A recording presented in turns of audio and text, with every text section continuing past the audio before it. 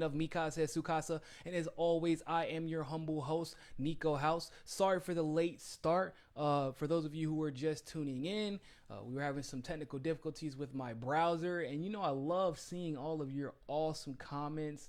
And this is one video that I absolutely couldn't. I gotta see the comments.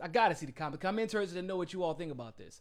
So, first of all, if you don't know this, I've covered Beto Mueller's investigation.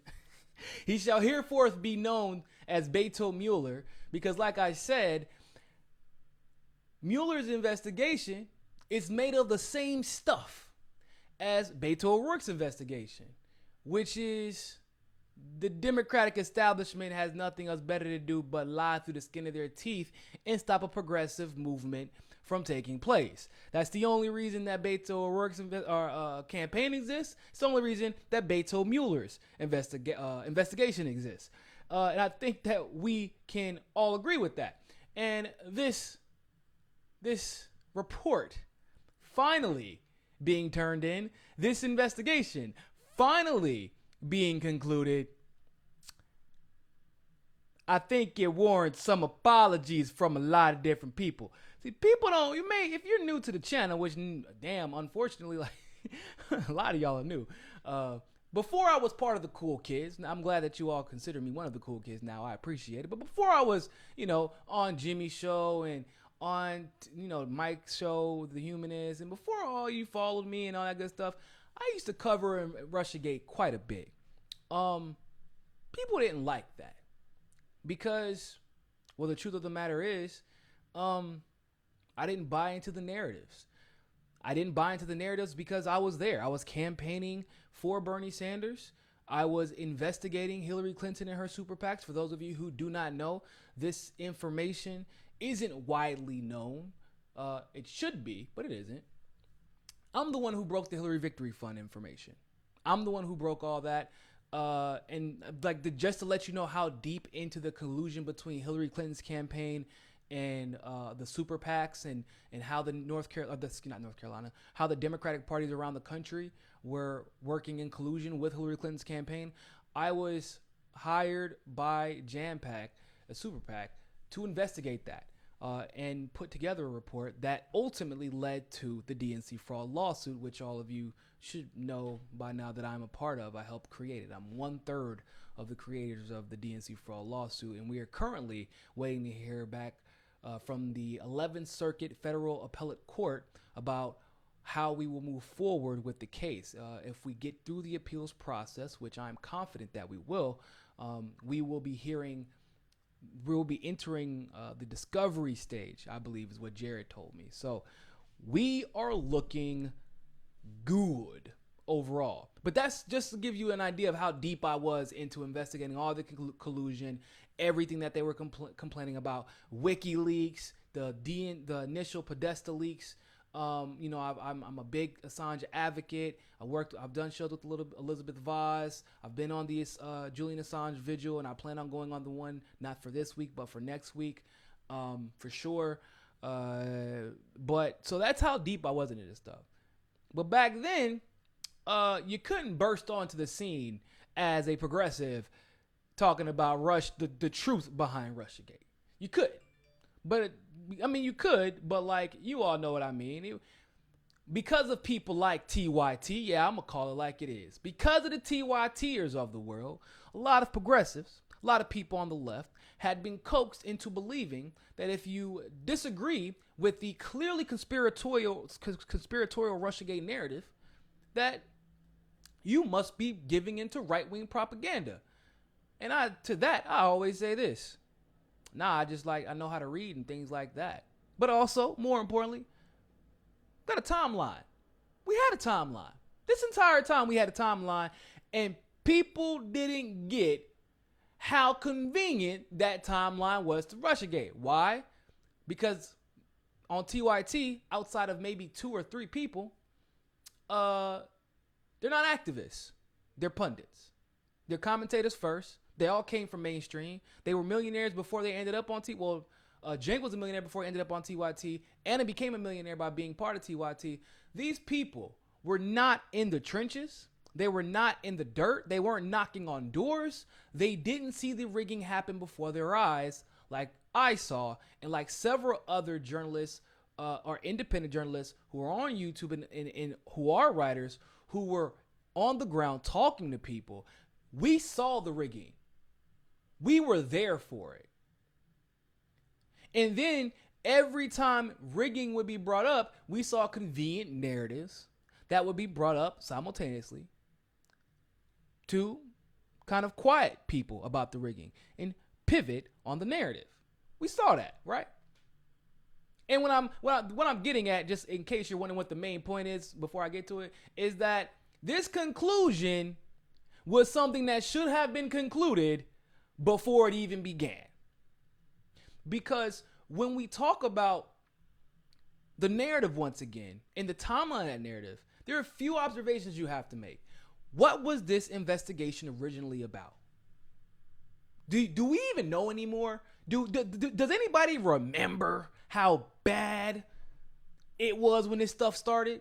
Like, I remember. Let me tell you where I was at when this particular accusation had been lobbed at WikiLeaks. That's where they first were attacked. So the DNC leaks happened. It was quote unquote Gucci for 2.0. No, yeah, it was a Podesta leaks, DNC leaks, and then WikiLeaks. Gucci for 2.0 was fake. This was figured out a while ago, but the DNC leaks and all that good stuff were real, and the and Podesta leaks were doctored, by the way. And then WikiLeaks dropped obviously a boatload of information. Because of how pissed off we were, I mean, we were going to be pissed off going into the convention anyway. But once WikiLeaks dropped and we saw even more, we were heated. I was in the streets at City Hall in Philadelphia. I gave a speech next to Joe Steins, Tim Black, Jimmy Dore, all of them. I was there. People were livid. Signs were plastered across trucks saying how much they despise Hillary Clinton. The Haitian people were protesting at the same time. I mean, people were livid about what had taken place because of what we found on WikiLeaks.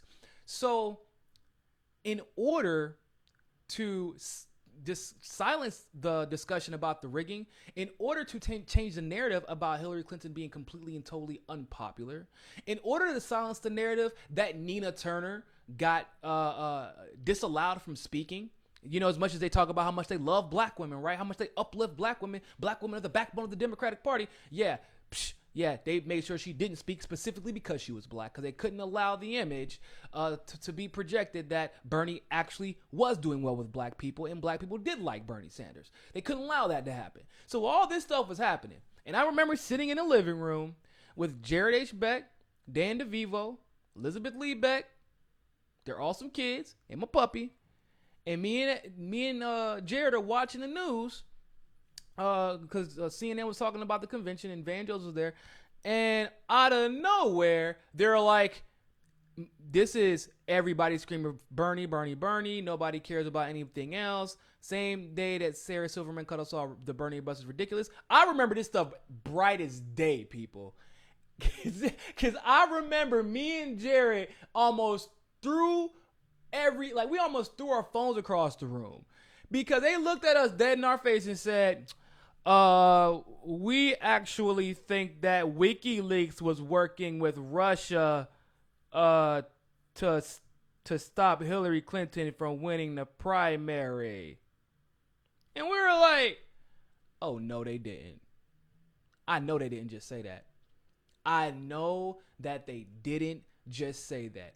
After everything that we've been through, after everything that was covered in those WikiLeaks dumps, after all the news, after everything they could have reported on the animosity that was clearly being displayed outside, they could have reported on, I don't know, one of the 50,000 things we learned during WikiLeaks, like the fact that we were funding terrorist organizations, and Hillary Clinton not only was okay with it, she was damn near promoting it in the WikiLeaks. Like, she was perfectly content with it. She was like, yeah, that's kind of business as usual type of a situation. So, like, uh, everything they could have talked about. You know, like some real journalism didn't happen. That's what we were faced with on it was the first official day of the convention. It was the first official day. It was that morning. I know a lot of you probably remember that. That's where the Russia thing started, people. People forget that. Trump's name was not mentioned. Donald Trump Jr. name was not mentioned. Manafort's name was not mentioned. Michael Cohen's name was not mentioned. Collusion between Trump and Russia was never a thing. The narrative that was contrived by the DNC was that WikiLeaks was working with Russia. That was the original narrative. But somehow that got kind of lost and mixed up with the whole idea of Trump and Russia colluding. And then somehow Putin hacked all the election machines in literally the most sophisticated. This man Putin if he is everything that the DNC has painted him to be, that the neoliberal media has painted him to be, this man needs his own goddamn movie. I think we can all agree with that, right? Because this man was, I mean, obviously we know it's KGB, right? And it's crazy because they're like, would you believe a former KGB agent? And I'm thinking, hold up. Ain't the KGB just the CIA? What wasn't the KGB created because of our CIA? Like, I'm not the type of person that likes to hit people with whataboutisms, you know, without proper context. But bruh, literally, George H.W. Bush, if I recall, was director of the CIA. It was director of the CIA or FBI. Pretty sure it was the CIA. And nobody had any problem with that, as George H.W. Bush went raining terror across the world with some of our first proxy wars. Yeah, Putin is KGB, or he was KGB, as, you know, he has some type of service to his country, like most people. But they said not only was he KGB, but this man was a techno wizard. In other words, he apparently hacked all of the systems around the country, including the paper ballots that didn't go Hillary's way. Wasn't that crazy? Wasn't that interesting? Like, so it was like, I was trying to understand why I hadn't seen this 007 movie that apparently had been created based off of the information or the way that the mainstream media was trying to paint Putin. I mean, Putin is the mastermind of masterminds, according to mainstream. He's always one step ahead. He's just like, apparently, no wonder the Russian people love him. Good God, if he's everything that our media says he is. But the truth of the matter is, he was never that. Like, yes, he was former KGB, but did he probably rig his election? Not my problem. Not my country. I don't care. That's their problem. If he rigged the election and they have an issue with it, they need to deal with it. Just like when we have a rigged election, we as a people need to deal with it, and we do take steps to do so. I don't care about that stuff. What I cared about was the fact that we saw a country turn into this bigoted xenophobia. We normalized xenophobia and bigotry, and nobody saw it coming. The same way I saw people use the N-word was the way that we were discussing anything involving a Russian person, or a person with a Russian name, or a person with a Russian bank account. It was utterly, as a person who has been a victim of racism, obviously, as a person who has been a victim of hate crimes, as a person who knows what dog whistles sound like, and as a person who has seen explicit racism and heard it, what we were doing to Russia, how we were painting the Russian people, how we were painting every single country or company attached to Russia and every single person attached to Russia, it was nothing short of xenophobia. It was a tactic that we have seen employed and deployed against everybody that has stood up and stood against or stood in the way of the current or former military-industrial complex and the deep state establishments. It doesn't matter what side of the fence they're on. Democrat or Republican. The smears against Russia were the same smears against Iran, were the same smears against Libya, were the same in Gaddafi, were the same smears against the Black Panthers here at home, were the same smears against Nelson Mandela. We use dog whistles, we otherize, we paint narratives, we create stories, and we lie for the benefit of our deep state establishment, whatever, whoever's in charge. It doesn't matter at this point.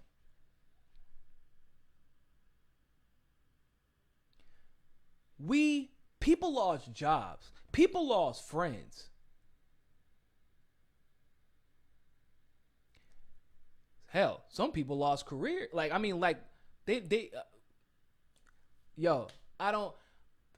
There are friends that I have who were legitimately worried that they would never be able to come back into this country again because they work for RT. And if they stayed in Russia doing a story, or even stayed overseas for too long, and because they were forced to register as, think about this, Lee Camp had to register as a foreign agent because he works for Russia Today in DC. For those of you who don't know, his RT, the show Redacted at Night, is actually a syndicate of Russia Today. And so they were saying that basically Lee Camp and Samir Khan, another friend of mine works at RT, Jesse Ventura, even, they're foreign agents. Mind you, how influential is Israel in our media? How many people have dual citizenship that are in media and in politics to Israel right now? Do you think that they had to register as foreign agents? I'm just trying to figure this out. How many people, how many countries have money in our politics? How many countries are actively influencing political outcomes to a degree that not even the American people can compete with because we don't have the money they do? Do those lobbyists register as not foreign diplomats, not foreign, people here just they're working on a job. Maybe they have no. As foreign agents. There are people who have never left this country, never even been to Russia, never seen Russia, who are now having to register as foreign, or who had to register as foreign agents because of this lie of a conspiracy. The only conspiracy was that the Democratic Party was a complete and utter failure. They got caught. They lost the popularity. You know what? They hemorrhaged almost 20 million Democrats after they screwed over Bernie Sanders. It's something that isn't talked about often. I mean, it was kind of emblematic in how well the Green Party did. They fundraised like unbelievable numbers. Not only the party, but Jill Stein as well. It was obviously their most successful year, and the reason why was largely because of what they did to Bernie Sanders. The Democratic Party had to create a unity commission because people were so pissed. They've been deflecting blame. Think about it, yo. Like, remember they were like, new reports show that Jill Stein is a Russian asset. The Russians were trying to help Jill Stein. Bernie Sanders is a Russian asset. The Russians were trying to help Bernie.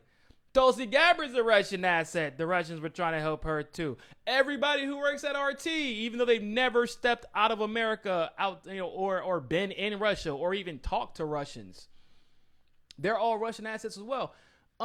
It seems to me that anybody who goes against the establishment narrative is a Russian asset. I've even been called a Russian asset.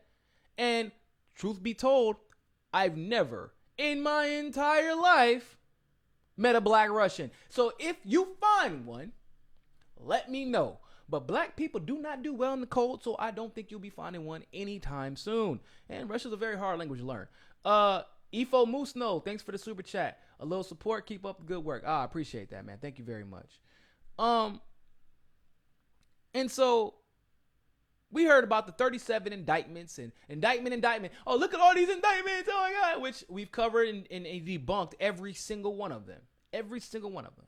But the most famous indictment and the biggest clue to me that this is all nonsense and nothing was going to happen was the Manafort indictment. Right? The Manafort indictment was supposed to be that was it. That was that. Oh, we got Manafort. Oh, God. Manafort.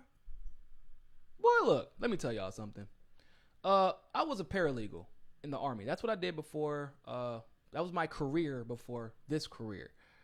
And we have to do a lot of investigations. We had to do way more than what we were paid to do. Let me just say that.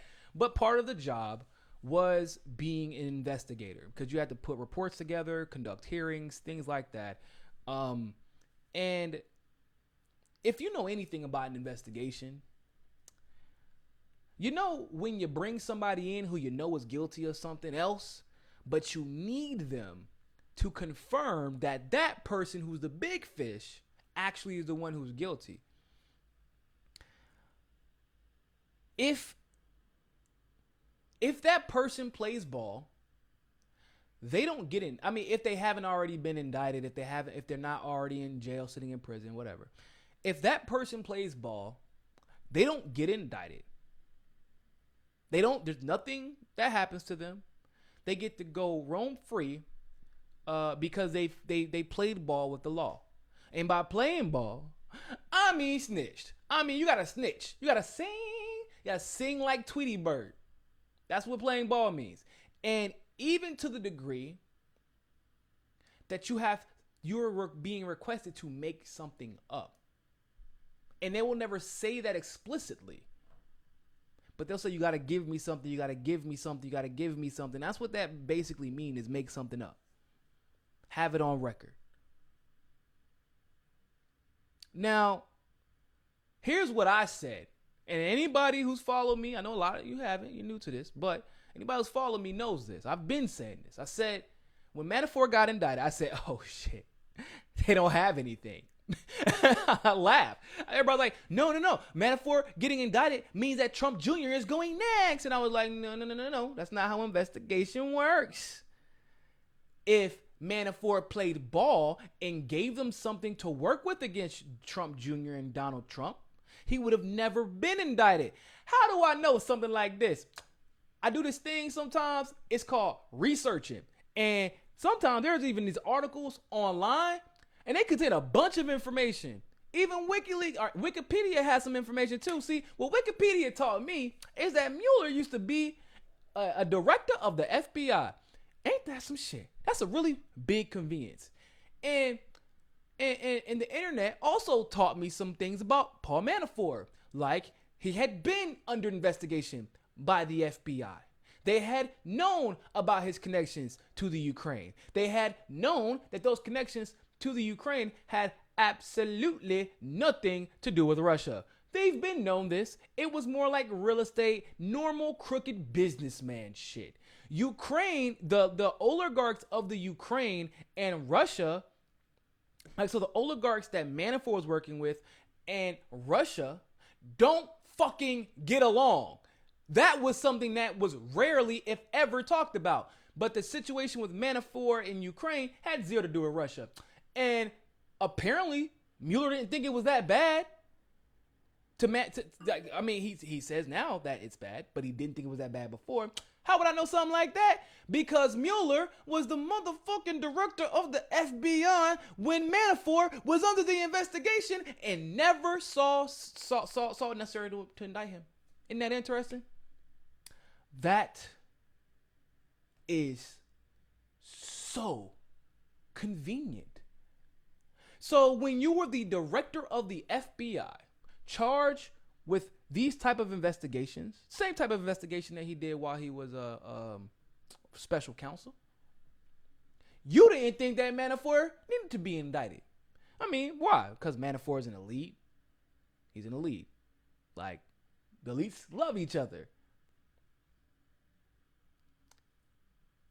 You didn't think he needed to be indicted then, huh? But now that you got to give the news something, you got to keep the headlines, you got to keep the pressure on the Trump administration. I said that they would carry this out right up until the election. And then there would be speculation about whether or not it's true, whether or not it's false. But all they had to do was keep the pressure on just enough to hold it over until the general election is imminent. But then here's what also happened. Mueller had to end this investigation. It was coming. 374 days, I believe it was. No, I lie. I think it was 734 days. 734 days. I know it's over 2.5 years. By the way, I think this is a second or third longest investigation. Iran-Contra conflict was longer, and it was something with Bill Clinton and Monica Lewinsky that was even longer. And that was like 1,000 days. Iran-Contra conflict was long as hell. The difference between those two things and this one, the difference between those two things and this one, Iran-Contra, we found out was true and was kind of expected to be true, honestly. And then for the Bill Clinton thing, we found out he did do some things, and he did in fact lie. So he was actually guilty of some stuff. With the Mueller investigation, we didn't find out shit. In fact, somebody made a brilliant point on Twitter. They said, I'm about to call the IRS and ask for a goddamn refund. I need my money back. You just wasted my time with political games. You wasted my money with political games for the last 2.5 years. And with all of that stuff being said,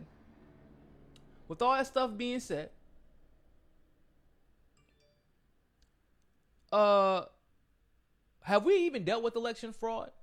Have the Democrats, unless they use it as an opportunity to pretend like the Republicans are unique when it comes to election rigging, have we heard the Democrats mention election rigging once, unless they are using are somehow associating it with Russia or somehow associating it with Republicans only?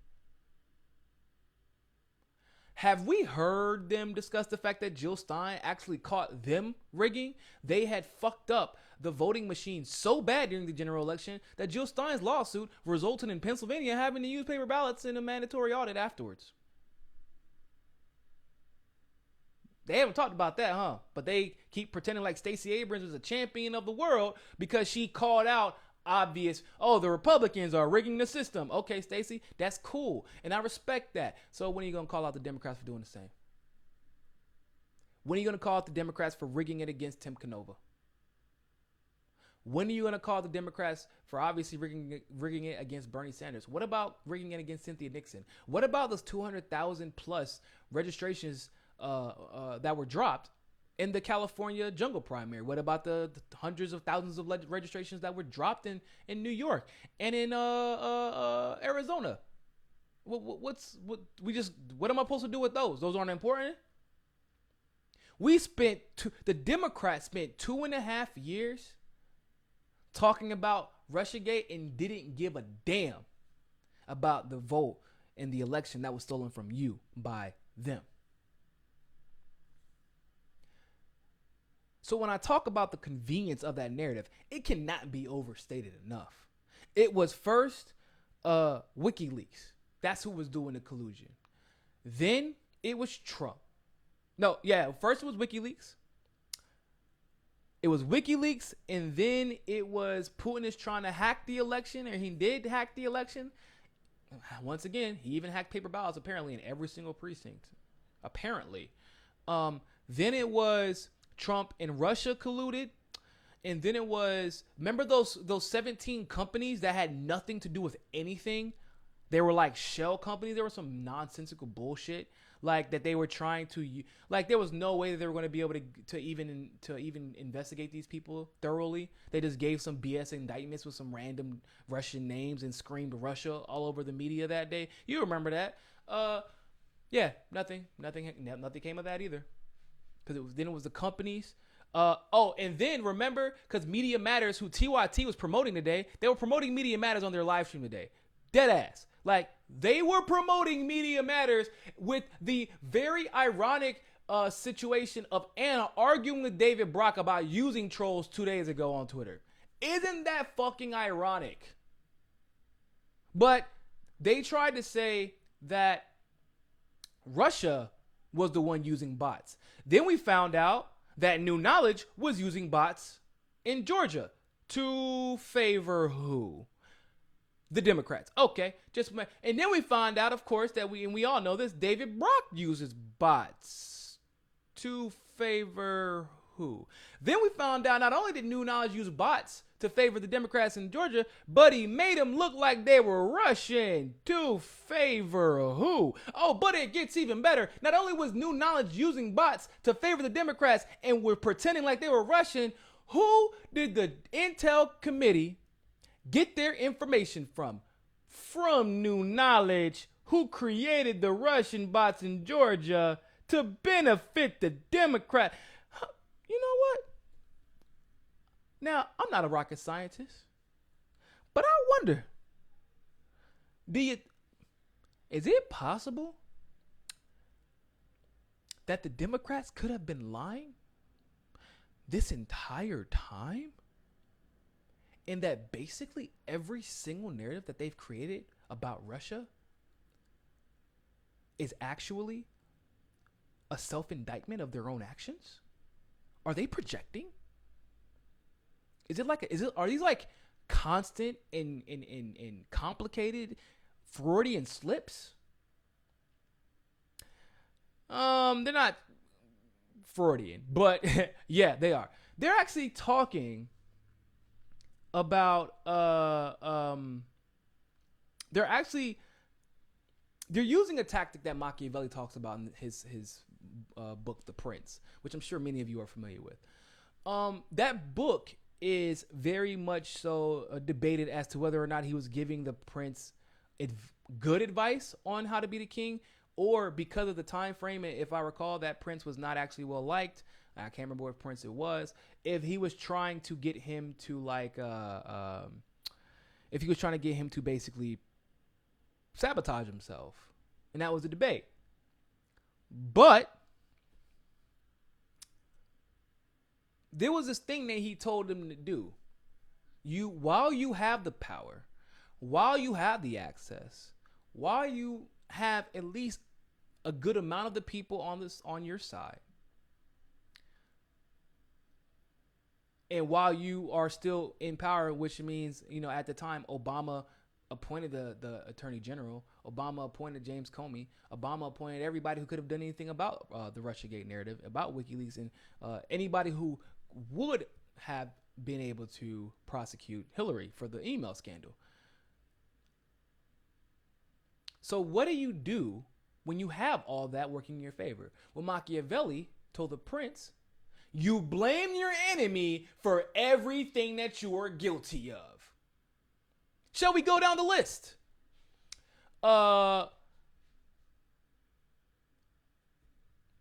The not the email scandal, the Russia bots. First thing, Russia bots were never real. They blame Russia, but we know for a fact that David Brock and Media Matters were the ones who created an entire industry for bots.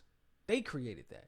You see it all the time, right? They got little cat pictures, little dog pictures. A lot of the times, at first, their Twitter accounts were all created in 2016, 2017, 2018. And then on Facebook, it was like 2016 was where all their accounts were created. They got like 2 pictures. And all they do on Twitter, all they do is retweet. They never have an original thought. And then on their replies, it's only them replying to other people. And then their syntax, like the sentence, the way they structure their sentences is weirdly off. Like, it's not off like it's missing a word. It's off like, why are you using the word in that way? That's not how you speak if you're from fucking Alabama, supposedly. Like, it don't make any sense. That was David Brock. But they blamed Russia. Why? Because there would be a vacuum in a counter narrative if you didn't blame somebody else, because it was clear what Media Matters was doing. It was clear what David Brock had been doing. So they had to blame Russia. Then they said that Russia was colluding with Trump. Well, Trump is still the enemy. How do we take him out? Well, we were colluding with Russia. Remember, we literally conspired to pass the Uranium One deal. Got Eric Holden and Barack Obama and all these different intelligence agencies to agree to something that had been talked about before, to the point where an FBI agent even said, or excuse me, an FBI informant even said that when he spoke to a Russian, that they were so confident the deal was going to get passed, and it was only because they said Hillary Clinton controls the Obama administration, so don't worry. They said that they were working in conjunction with each other. That was Trump conducting the collusion. But it was actually, once again, the Clintons. Blame your enemy for what you're guilty of. Oh, but it gets so much better. Well, doesn't Trump and his people have these corrupt business deals like Manafort? Remember the Manafort indictments? Manafort. So you're trying to say that maybe he was doing some corrupt business practices to favor, benefit for himself personally from things that the Russians can offer him? Would it look something like John Podesta, Hillary Clinton's, Obama's former chief of staff? Hillary Clinton's was going to be chief of staff. Bill Clinton's former chief of staff. Hillary Clinton's campaign manager. That guy. Center for American Progress. That guy. Would collusion or your top aides colluding with Russia, would it look something like owning 50,000 shares in Juul, the largest Russian energy company that took off literally as John Podesta joined the board? And John Podesta made a killing off of Juul and simultaneously own these shares when the what deal was passed? The Uranium One deal. Would that be what Russia collusion with the top staff member looks like? While y'all over here talking shit about Manafort? I'm just curious. Blame your enemy for what you were guilty of. Machiavellian. But that's just like a couple of things. But here's the thing. The ratings started dropping. See, the demographic for mainstream is, and I only got like 2 minutes, but I want to get to this point quickly. The demographic for MSNBC, CNN, Fox News, all these people, it's like 60 plus. That's who they reach. They had record lows in viewership even with their demographics over the last couple of years. And it was falling even more so. See, people may not know everything that we've just talked about in this episode, this segment. People may not know all that, right? People may not know. People may not know the rhetoric. They may not know the specifics. They may not know who the hell Vladimir Putin even is. They don't know who Manafort is. They don't know who Michael Cohen is. They don't know what Media Matters is, nor do they care. They don't know what David Brock is. But one thing that the American people who pay enough attention know is when the media is full of shit. That's why so many people were protesting the war in Iraq. That's why so many people were protesting the war in Vietnam. That's why we still have people actively protesting the war in Syria. That's why we still have people. There is something there's a bullshit radar that breathes off in most of America. That's why Hillary Clinton didn't win. Not necessarily because more people voted for Trump, or not more people, technically, I guess. Well, they're saying that Hillary won a popular vote, but because of Jill Stein's the findings of Jill Stein's lawsuits, we have a lot of reason to believe that actually was not the case. But the American people, you know how many people went to the voting booth and didn't even vote for a president, or they voted for Jill Stein, obviously, because they're like, we don't believe any of you. We don't believe either of you because you're both full of shit. The American people may not be able to articulate it all the time why they don't trust the narrative. But for the most part, with very few exceptions, we get it right. Hillary would have been worse. I stand by that to this very day. Yes, Trump has elevated the military-industrial complex, but guess what? He's done it in the context of a Hillary Clinton administration, and it would have been fast-tracked. under Hillary Clinton. You think that Bolton is a Trump pick? You think that Venezuela is Trump's thing? With what's his name? Elliot Abrams? You think that that's a Trump thing? You think that he brought on and was suggesting Mad Dog Madness? Like he went and called Mad Dog Madness, hey, come on, be on my... You think that Bolton was his idea, huh? You think that Rod Rosenstein was Trump's friend? No. Bruh. Those were Hillary's people. One of the main critiques of Hillary going in was that, like, as the general election persisted and it was coming to a close, they were like, Hillary looks like she's talking to all of George W. Bush's staff. Like, as far as the ones who orchestrated the Iraq War and created the Patriot Act. Those are the people she was going to bring on. They're here. Y'all think that Kavanaugh came because of Trump. I'm here to tell you, Kennedy stepped down because the establishment told him to. Kavanaugh was going to be here regardless. I don't know why y'all keep thinking that Hillary Clinton is a liberal. She's not.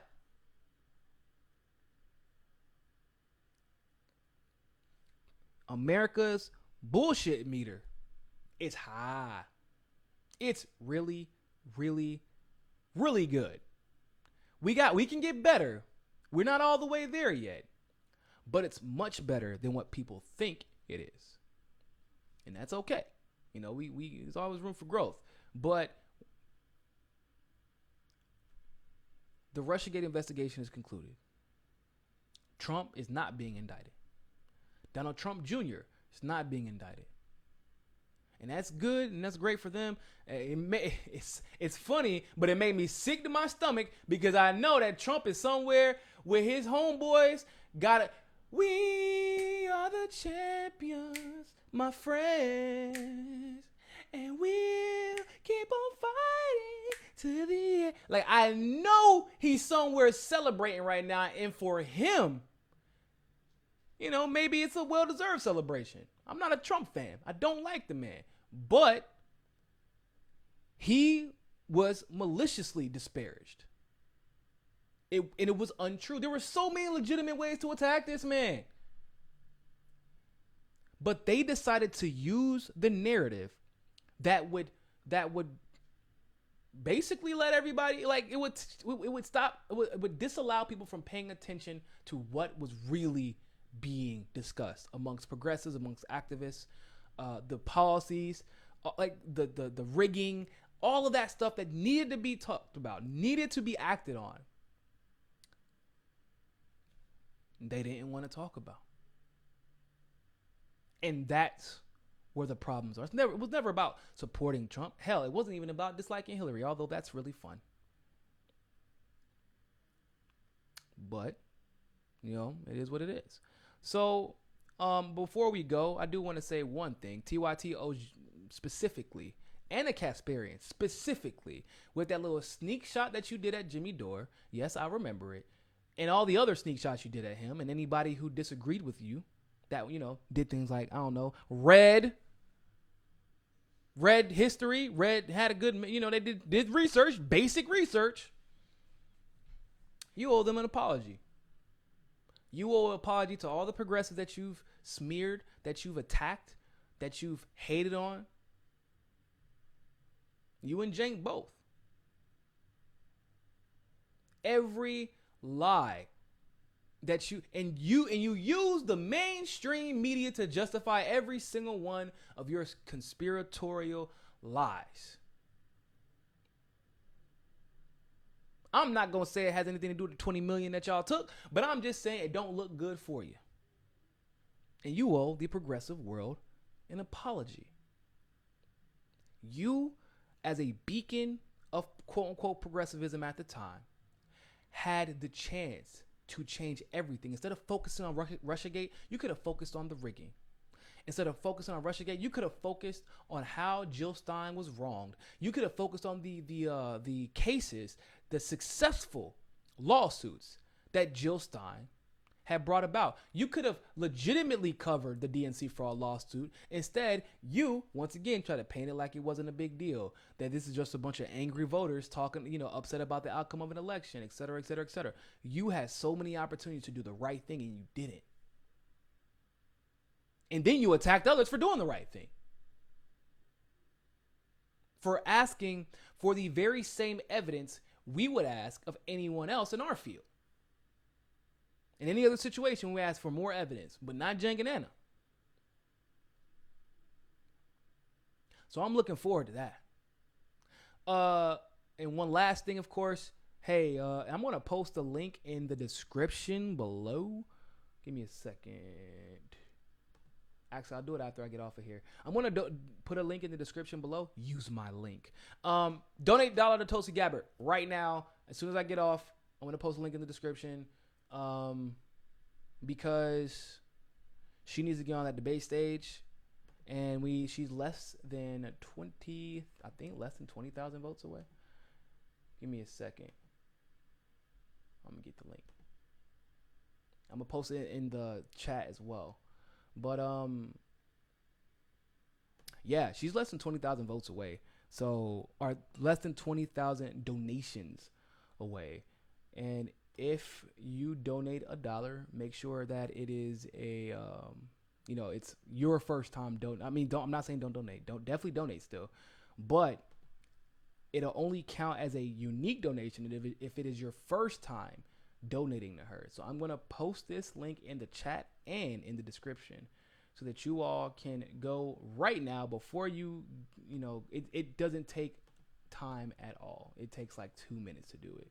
Super easy and streamlined process. What the hell? There we go. Boom. All right.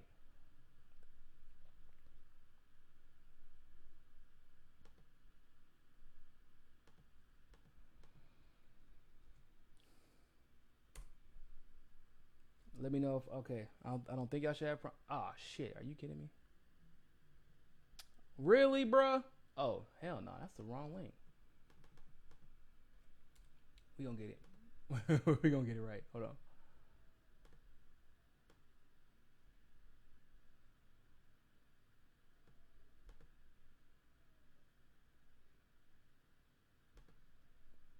Let's try this again.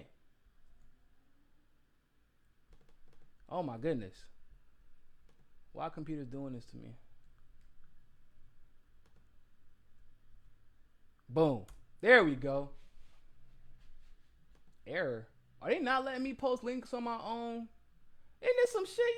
YouTube not even letting me post links on my own chat. This is crazy. All right, so I'm going to post a link in the description below. Right now.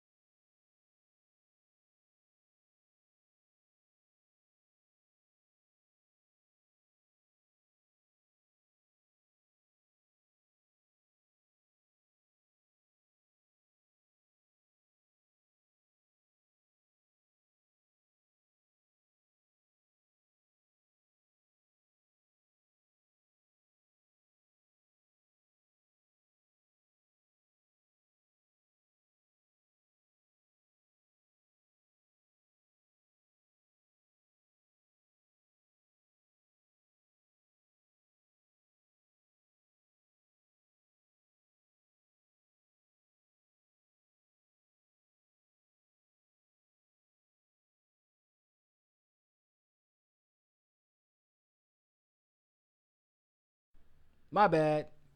That's weird that happened. But I'm gonna post a link. I post a link to Tulsi's comment or Tulsi's link in the description. I'm gonna post it in the comment section as well after the video uploads. She's almost to 65,000. I'm gonna be posting this literally every video until she gets to that debate stage because it's so important for her to be there. It's so important to hear her voice when it comes. I mean, Lord Jesus, it's so important. Funny enough.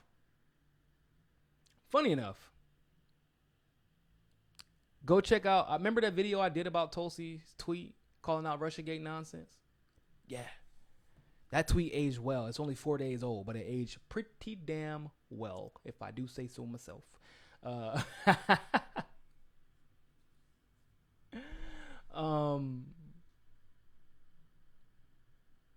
Joshua Herrera.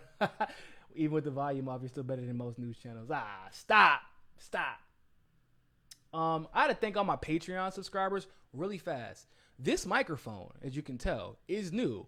This microphone is infinitely better than the one I had before. That's why you don't hear any crackling. I don't even know how it sounds yet, but I'm super excited about it. This is a result of the people who have donated to us on Patreon. You all are amazing. Thank you so much because, like I said, for those of you who don't know how this whole channel started off, you can go and look at my old videos. iPhone 6, okay? It's my iPhone headphones. And I was in my car. At one point, I was homeless in my car doing this show. And because of, but every Friday, with my live show, every Friday, I had, at that time, 12 patrons who paid me $68 a month. And that they got their show every single Friday, no matter what. And you could even see my bags in the back of my car from when I was homeless, still doing this show.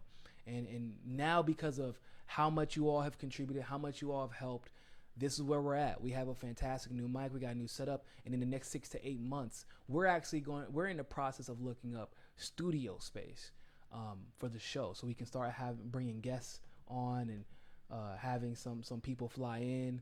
Because who doesn't want an excuse to go to Miami, right? Thank you all so much. And thanks everybody who's contributed in every other way, whether it be through Super Chat, PayPal, etc. This is a result of everything that you all have put into the show. All the other upgrades as well, which a lot of you all don't see them now. But trust me, like I said, we've come a hell of a long way. And we're not stopping anytime soon. So please help us hit our goal of 500 patrons on Patreon. You can do so by clicking on the Patreon link in the description. It's patreon.com/mikasa. You can literally donate as little as $1. I'm not going to specialize my content for Patreon because my Patreon subscribers, this is how amazing they are. They were like, no, we want all of your content to be available on YouTube, because the people need to hear what you have to say about these issues. And that was like really dope to hear that, like, those are the kind of people we have supporting the channel. People that are like so selfless, they're willing to give a little bit more just so we can, stay online and continue to bring you all the content that you love. So really glad to hear that. Go to Tulsi, donate $1, get her onto the debate stage.